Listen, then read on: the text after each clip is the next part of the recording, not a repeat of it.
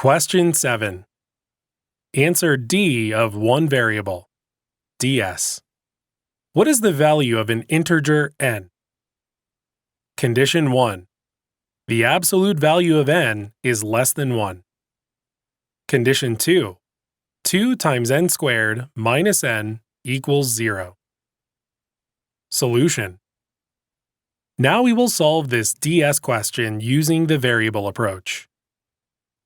You are likely to get D as the answer when the difference between the number of variables and the number of equations from the original condition is just 1.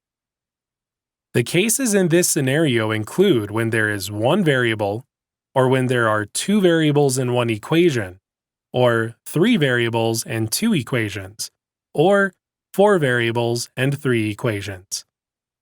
The answer is likely to be D in each of the cases, as both conditions are likely to give one equation each, resulting in one more equation than variables.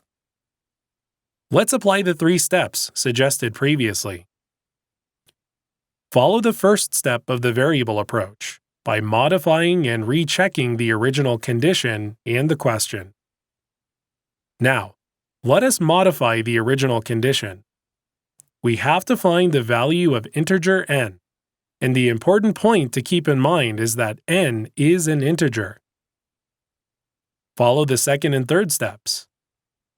From the original condition, we have one variable, n. To match the number of variables with the number of equations, we need one equation. Since conditions 1 and 2 will provide one equation each, D would most likely be the answer. Recall the 3 principles and choose D as the most likely answer.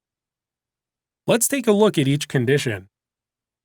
Condition 1 tells us that the absolute value of n is less than 1. That is, -1 is less than n, which is less than 1. Now, we know that n is an integer, and there is only one integer in the range -1 being less than n being less than 1. So, n equals 0. Since the answer is unique, this condition is sufficient. So that's why it was important to remember that n is an integer. Don't forget that DS questions have only one answer. Condition 2 tells us that 2 times n squared minus n equals 0. If we factor out an n, we get n times 2 times n minus 1 equals 0. So, either n equals 0 or 2 times n minus 1 equals 0.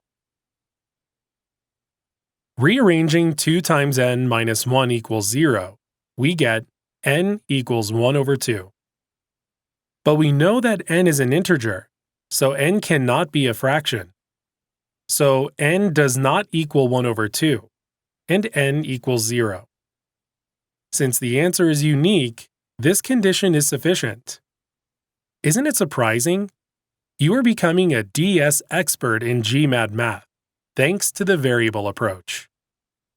Each condition alone is sufficient. So, D is the correct answer. Answer: D.